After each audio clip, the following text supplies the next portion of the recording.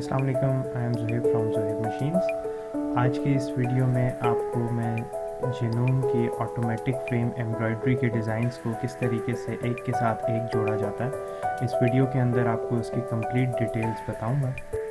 जैसा कि मुझे यकीन है कि आप सब लोग ये जानना चाहते होंगे कि एम्ब्रॉयडरी डिज़ाइंस को किस तरीके से साथ जोड़ा जा सकता है, तो आज इस वीडियो को देखने के बाद इस वीडियो को लाइक कीजिएगा, शेयर कीजिएगा और मेरे चैनल को सब्सक्राइब कीजिएगा। चलिए देखते हैं।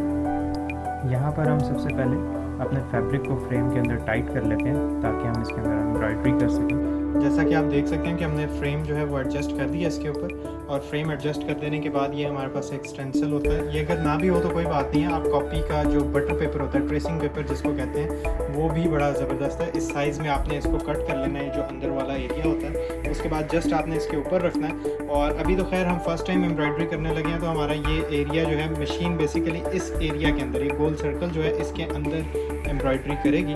और उसके बाद जब हम सेकंड टाइम जब एम्ब्रॉयडरी करने लगेंगे तब हमें एक अदद मार्कर की ज़रूरत होगी और एक बटर पेपर, ट्रेसिंग पेपर जैसे कहते हैं, या एक इस चीज़ की हमें ज़रूरत होगी। सबसे पहले हम एक एम्ब्रॉयडरी का डिज़ाइन बना लेते हैं और उसके बाद आपको आगे एम्ब्रॉयडरी का डिज़ाइन जो है वो किस तरीके से कंटिन्यू किया जाता है और कितने बड़े बड़े डिज़ाइंस बनाए जा सकते हैं उसके बारे में इंशाल्लाह आपको बताता हूँ। देखिए, हमने यहाँ से ये वाला जो इसका है 13 नंबर वाले स्टिच जो है उसको मैंने सेलेक्ट कर लिया, और अब मैं यहाँ से इसको स्टार्ट कर दूँगा। और स्टार्ट कर देने के बाद एक डिज़ाइन जब ये कंप्लीट कर लेगी तो फिर उसके बाद इंशाल्लाह आपको दिखाऊंगा कि सेकंड डिज़ाइन आपने किस तरीके से बनाना है। वीडियो को बिल्कुल भी स्किप ना कीजिएगा, क्योंकि फिर बाद में बहुत सारे कस्टमर्स मुझसे ये पूछ रहे होते हैं कि ये आपने कैसे किया या हमें वीडियो की समझ नहीं आ रही। तो काइंडली प्लीज़ मेरी वीडियो पूरी देखा करें ताकि आपको ये हर चीज़ के बारे में बता दूँ। मेरी कोशिश यही होती है कि मैं वीडियो के अंदर ईच एंड एवरीथिंग बता दूँ ताकि मेरे किसी भी कस्टमर को, और इवन जिन्होंने मुझसे मशीन्स नहीं भी ली हुई, उनको भी किसी किस्म की कोई प्रॉब्लम ना आए। तो चलिए हम स्टार्ट करते हैं। यहाँ पे मैंने इसका एम्ब्रॉयडरी का फुट लगा दिया। एम्ब्रॉयडरी का फुट लगा लेने के बाद अब मैं फुट को डाउन कर लूँगा, और नीचे मैंने फीट डॉग्स जो हैं, जो इसके दंदाल होते हैं, वो ऑलरेडी पहले से ही नीचे कर दिए हैं। जो बैक साइड पे जिसका बटन होता है वो मैंने पहले से ही नीचे कर दिए।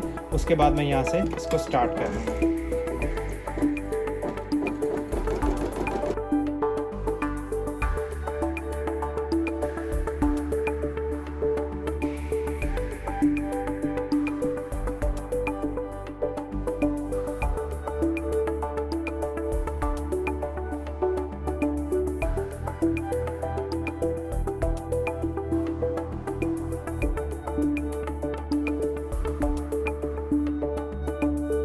तो जैसा कि आपने देखा कि ये पूरे का पूरा इसने डिज़ाइन बना दिया।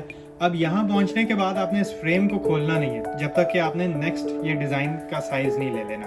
अब हम करेंगे क्या, इसको यहाँ पर रखेंगे, उसके बाद ये इसके ऊपर इस तरीके से रख देंगे। अब आपका बिलफर्ज अगर ट्रेसिंग पेपर भी इस तरीके से कटा हुआ आपके पास मौजूद है तो आप इसको क्या करेंगे, एक मार्कर की मदद के साथ इसके ऊपर एक पूरा डिज़ाइन ये ड्रॉ कर लेंगे। जैसा कि ये इस वक्त डिज़ाइन बना हुआ है, जस्ट इसकी आउटलाइन देनी है आपने, और कुछ भी नहीं करना। हमने इस तरीके से इसको आउटलाइन दे दी। अब ये आउटलाइन दे देने के बाद हमारे पास ये आप देख सकते हैं इसके ऊपर ये सारी इसकी आउटलाइन आ गई। अब करना कुछ इस तरीके से, या तो आप यही वाला डिज़ाइन इसके साथ जब नेक्स्ट जोड़ेंगे, तो सपोज इस जगह पे है तो ये आपके पास ऑलरेडी ये पत्ता यहाँ पे जो इसका जो लीफ है वो बिल्कुल यहाँ पर है, तो इसी तरीके से आप इसको साथ जोड़ के यहाँ पे कपड़े को एडजस्ट करें और उसके बाद बंद कर दें। अब मैं यहाँ से बिलफर्ज से अगले नंबर वाला 13 नंबर से ऑनवर्ड्स आगे जो इस कार्ड के अंदर 14 नंबर वाला स्टिच है वो बेसिकली जस्ट इससे ऑपोजिट है, इस तरीके से।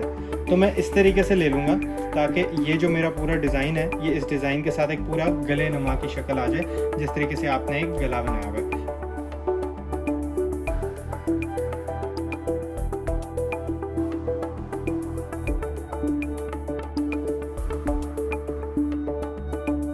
ये आप देखिएगा, ये जिस तरीके से मैंने ये इसकी आउटलाइन ड्रॉ कर ली थी, अब मैंने इसको इसके साथ रखा और देखें ये वाला लीफ और ये वाला लीफ दोनों आपस में साथ जॉइंट हो गए। जॉइंट हो जाने के बाद मैंने ये देखा कि नीचे और ये बिल्कुल स्ट्रेट बनेगा, तो ये 100% मेरा बिल्कुल एग्जैक्ट है। तो ये तो अब बनाने के बाद ही पता चलेगा।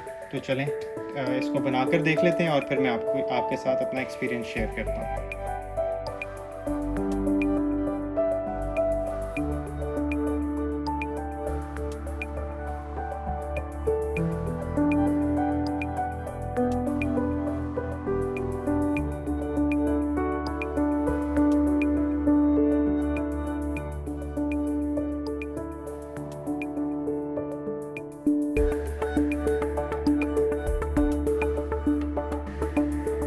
देखें इसने एम्ब्रॉयडरी अपनी कंप्लीट कर दी है। अब मैं यहाँ से इसको ओपन कर लेता हूँ, फोटो ऊपर करके आपको उठा कर दिखा देता हूँ इसके ऊपर से।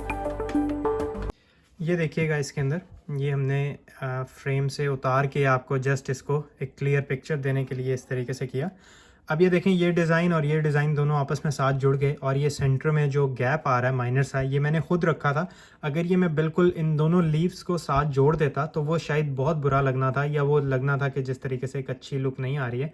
तो दो डिज़ाइंस को अलग सेपरेट करना भी, अगर आप लोग चाहें तो बिल्कुल साथ जोड़ सकते हैं। ये इस लीव को यहाँ तक आगे लेकर आ सकते हैं। It's up to you.